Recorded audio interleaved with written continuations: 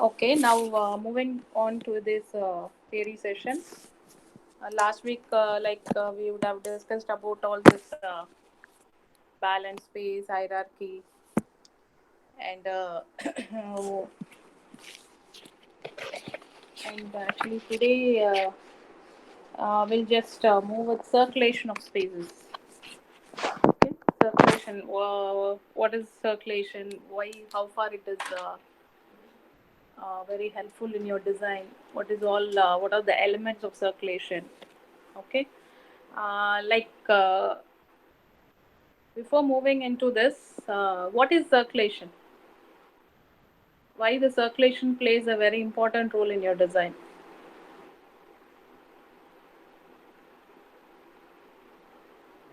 Students. For moving around. Yeah, next.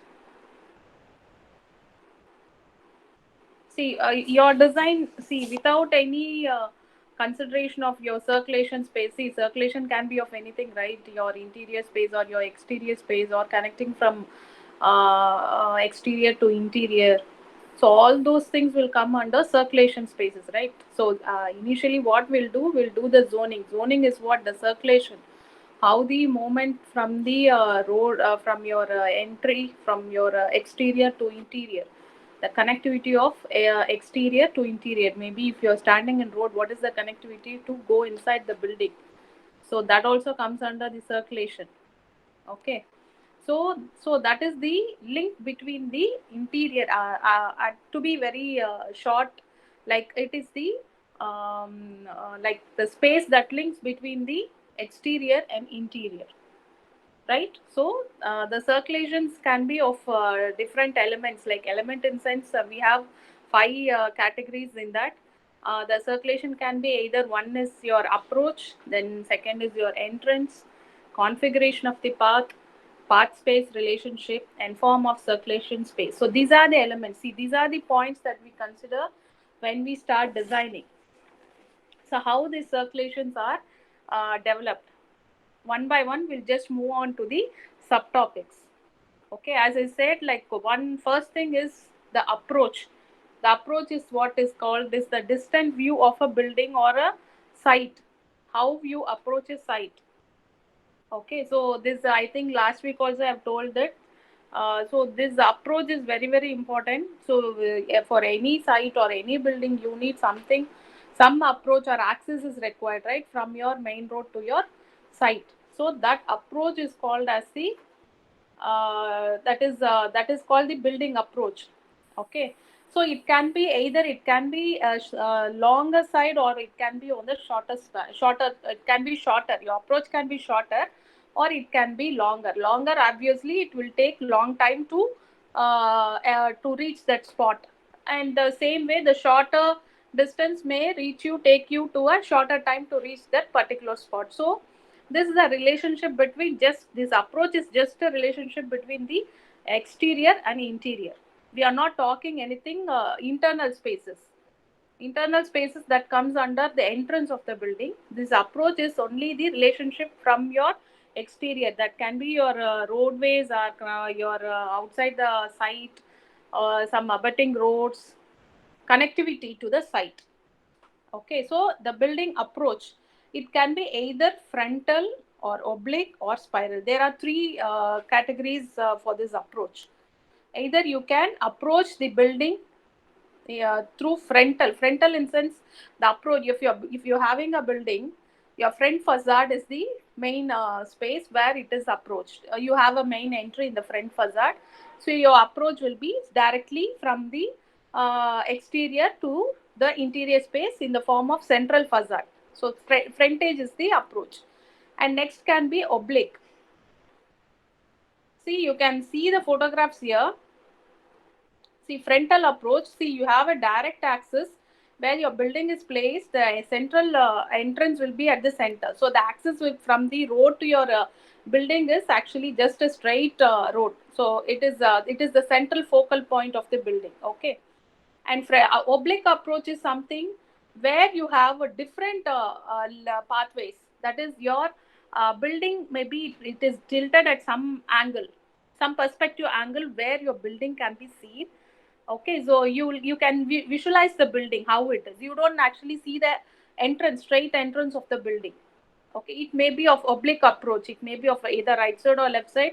So by visually you can see the building both perspective, in a perspective view. So that is the oblique approach.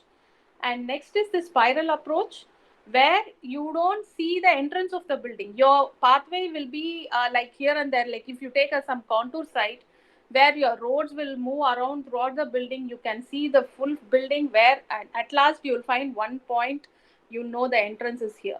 You don't even see the entrance where it is.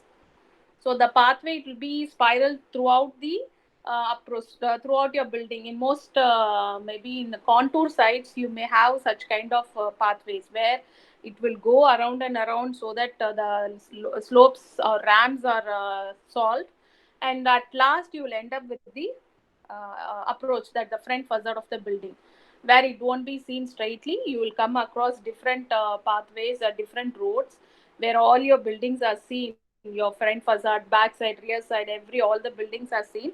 And one point of one end, you will just access to that building. So this approach may be of three kinds. So this is what we have discussed this. So approach is something we need to consider before we start the design. And next is we move on to entrance. Entrance is something. What is entrance? Why you need an entrance? See, this is the example I have told. See, this is the straight approach. This is the road. I hope you guys are able to see. I'll just enlarge it.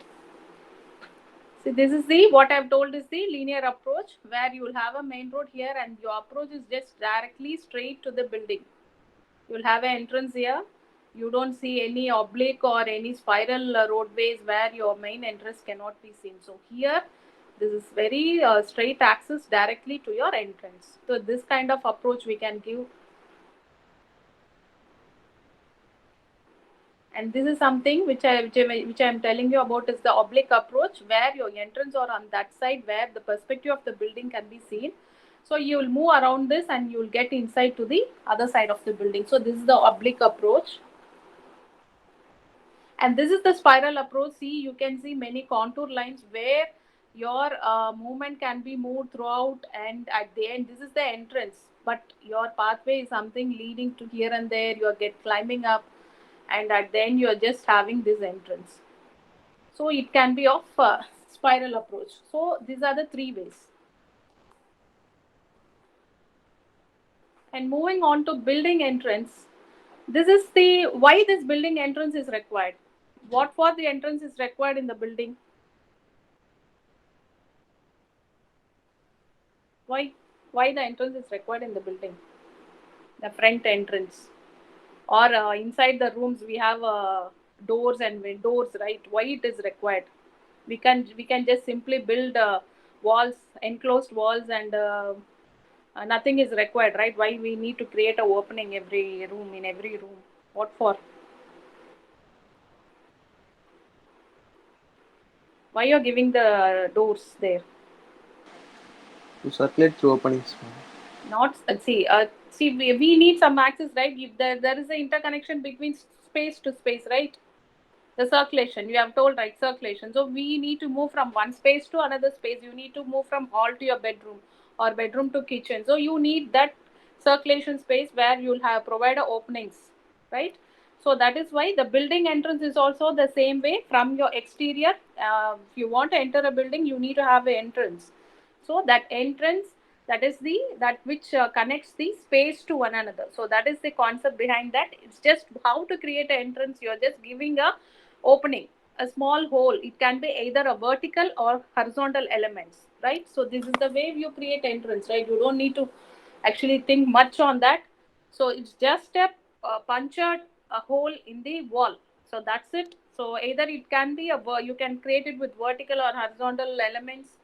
You can design in such a way that even your you'll get a very articulated gateway, or some kind of emphasis you can give to the entrance. Okay. And this building entrance also, you have three varieties. That is, one is the flush entrance, projected entrance, and recessed entrance. Okay, so this is the flushed entrance where you don't see any projected elements, or you don't see any porch or nothing is there. It just goes along with your window, and it is flushed. You don't see where the entrance is. No specific highlight elements are given there. It is flushed inside the wall itself. So this is one kind of entrance, or one kind of design we can think over.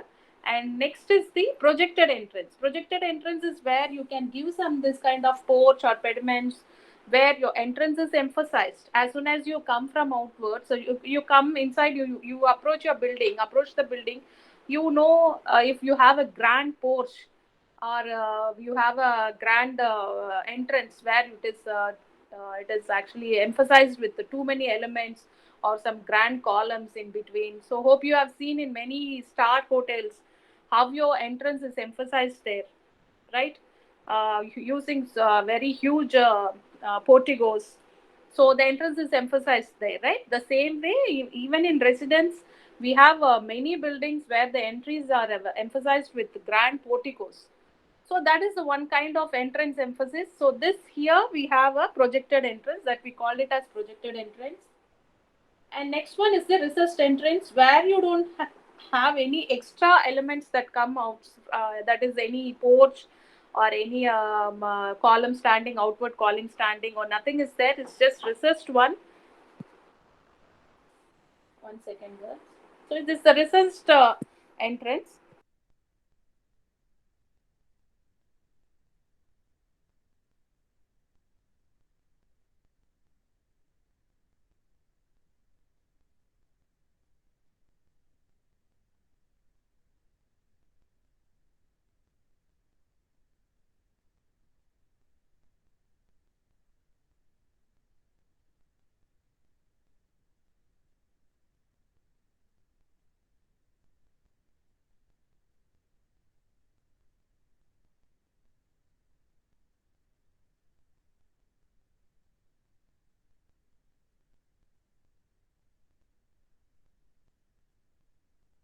Yeah, sorry, students. Yeah. So coming back, moving on to this entrance, we just what we are seeing here is the recessed one. So three kind of designs you can think over for this entrance.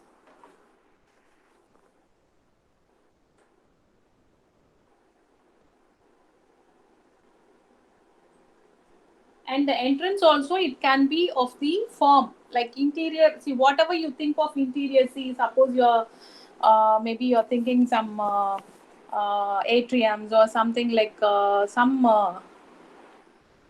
kids room, where it is fully connected with circle shapes. Even you can take it your classrooms also, right? So classrooms, many of them have shown me that circular openings. So that kind of openings can be your entrance also. The interior is what you are thinking can be your entry to that building. So it just links the spaces, right? So that way also you can distinguish this entrance. And one more thing, either the entrance can be placed in center, symmetrical, or it can be aligned off center. Maybe to the one end of the building you can have the entrance. The other way, where you can have it in the center of your plan. So both ways you can design. It is not necessary that it should be in center, and it is not necessary that it should be off centered all the time. It all depends on the planning. What kind of planning you need to have. See, here we have a off-centered entrance, so that what happens, the entire plan can be utilized. Here they have taken a hall here, so the rest of the rooms they have planned it very well. If in case the entrance is here, then again the entire planning might change. That is why the entrance of the building is also very important. So it actually regulates all your spaces, where to fit in all the rooms according to your circulation. So entrance, approach to the building, entrance, these all the basic things that you should consider while starting the design also. See, this is the centered entrance, where it is equally divided. The space is equally divided here. It is centrally located, where you have internal rooms and all that. So these are the two ways of having your entrance.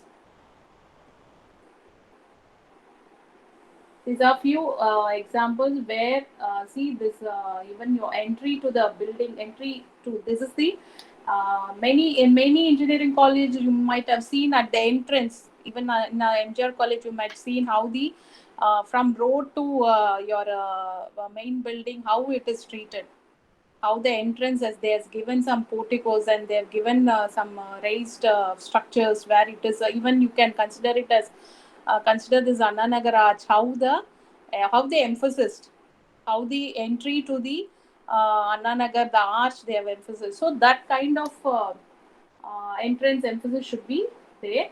These are the examples. You can see how it is designed. See this, the approach to the entrance. Okay, and this building entrance either it can be of lower width or narrow width.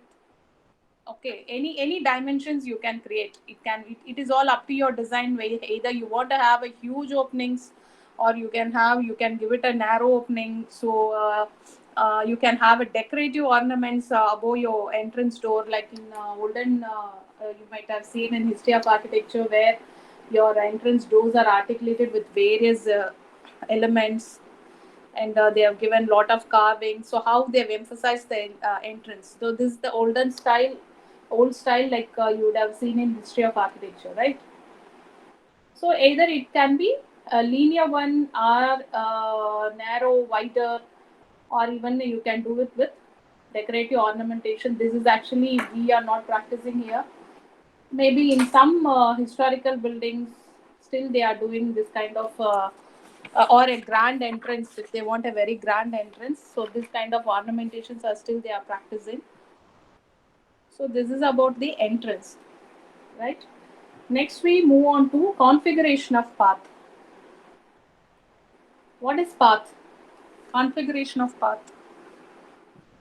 So this pathway, see, for you need a pathway, right? You need a path. See, we have spoken about the approach, we have spoken about the entrance. So where is the connectivity from? See, if you're locating your building somewhere in the center of the site. At the beginning of the site, you have given the site opening. That is the entry to the site. So that is the approach you have given, and your building you have created the entrance for the building. Then how? What is the link between your site and to the building? Then there should be a pathway, right? There should be some connectivity either through pedestrian movements or through vehicular movements. You should create some pathway to link, right? So that is what we are going to study here. The configuration of the path. It is always a linear one, or it might be also in spiral some ways.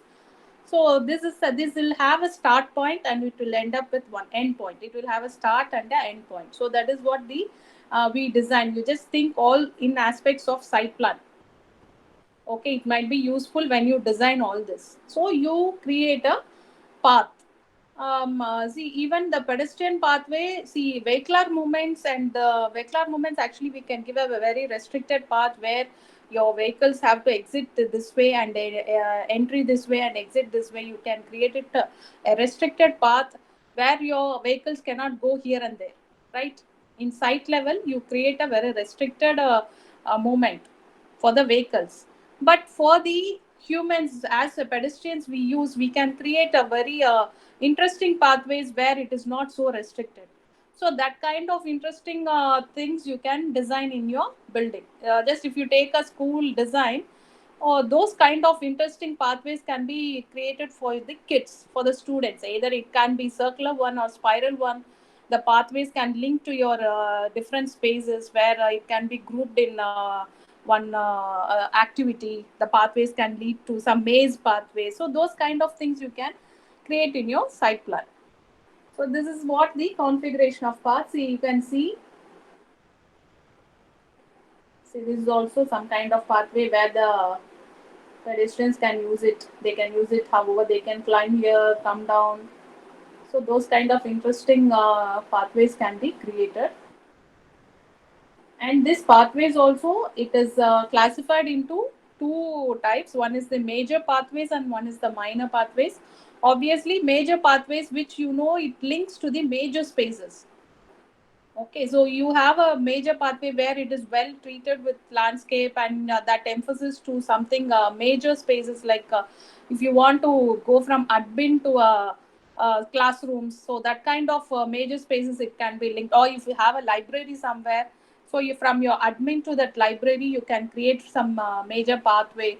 So those kind of things will come under major parts. And minor parts, you can also think over some toilets you have located outside the building, or some food courts, or some kind of outdoor spaces where you don't need to give more emphasis, you can create some minor parts. Okay, so that kind of things also you can incorporate in your design. And next is this pathways, that was I told, either it can be a linear one or spiral one. These are the types of pathways. One, it can be the linear configuration where you can see this way. It can be a straight one, directly leads to your building, and you it can, and it have a intersects at other parts. You have intersection points where from there you can take over to some other buildings if you want. So intersection of nodes. And the radial configuration, you will have a common point, and from there it will take you to different pathways. That is the radial path. This is the center point where from there it gets radiated. Linear pathways it will give. And the spiral configuration where you have a central point, but it originates from the central point, and it revolves in a spiral way. It will be like maze pathways you can create. And next is the grid configuration where you can have a set of two parallel paths, either this way, this way, this way. See, this you can watch over in your this lawn areas where you can have this kind of grid configuration where this two gets meted up and you'll get a square or rectangular spaces. So this kind of pathways can be given.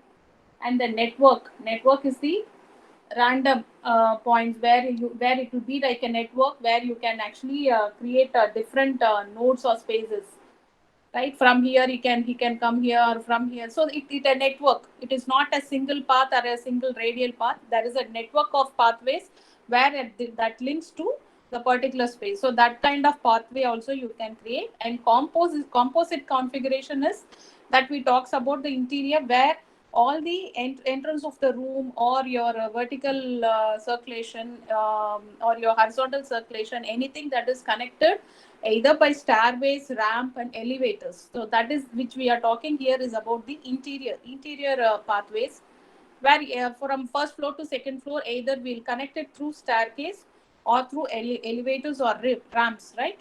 So that is how the vertical circulations are connected, right? So this is what we use in we think over in this composite configuration. So these are the examples. One is the linear, I have told you. See, it's all the linear pathways. One is the radial, where you have a central point and from there it gets radiated. And configuration of what is the radial configuration, where this both are comes under the radial configuration only. You'll have a center space and you create a path. See, all this will actually at one point you might it might helpful to think over the design.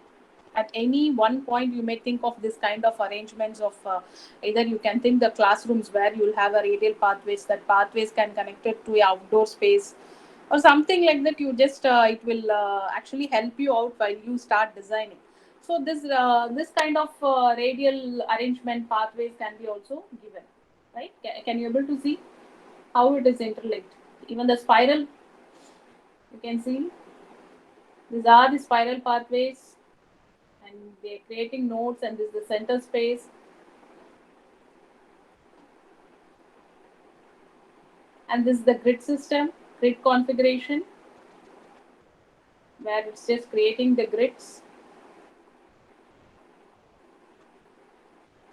So this is all about the paths relation. Sorry, this is a configuration of path.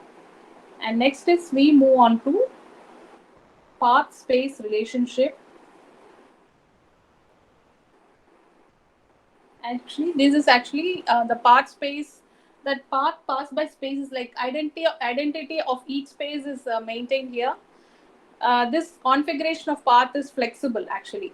What we do it is here is,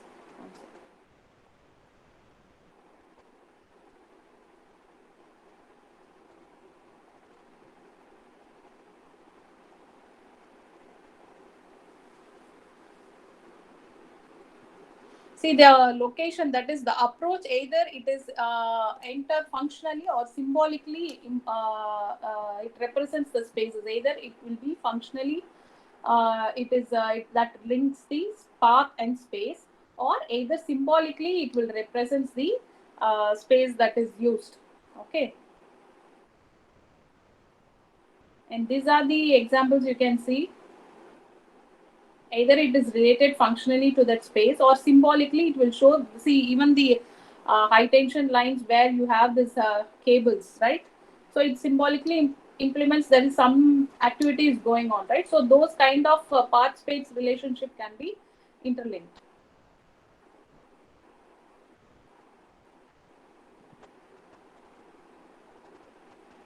And next we move on to form of the circulation space, where we just talk everything about the interiors, how the space is linked internally, how the space is linked either through corridors, or either through your staircase or lifts, or your uh,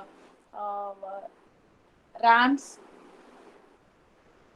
Okay, this form of circulation space depends on, one is the definition of the boundaries. See, you have a defined boundaries, and the relationship with the space it links, and the space also, either it is proportionally scaled, or it is actually proportionally it is designed in such a way that the scales are very well neatly organized and designed. And another one is the opening of the entrance, and also change in levels. You have a different levels internally, you might have different levels. Those levels, either we can connect it through stairs and ramps. So these are the forms of the circulation space. One is the, as I told, one is the defined boundaries. You can have like this, you can see defined boundaries, and your interior space where it can be enclosed, or it can be both, one side can be open or both sides can be open. So this kind of spaces you can create internally.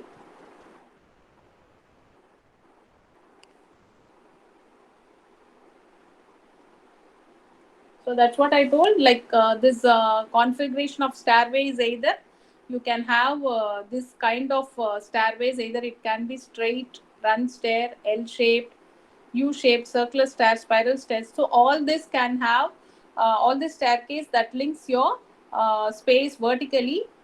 Maybe from first floor to second floor, or different levels. How it links vertically through staircase, we can use this many staircase for that.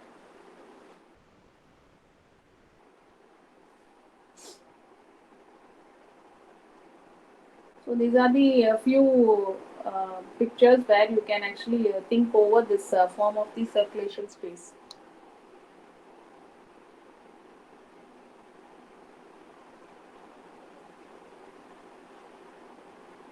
So how the pathways are here, how the boundaries are defined.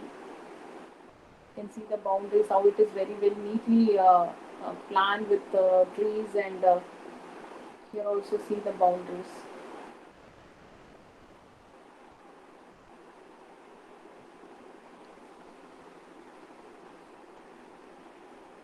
So this is all about the circulation of spaces.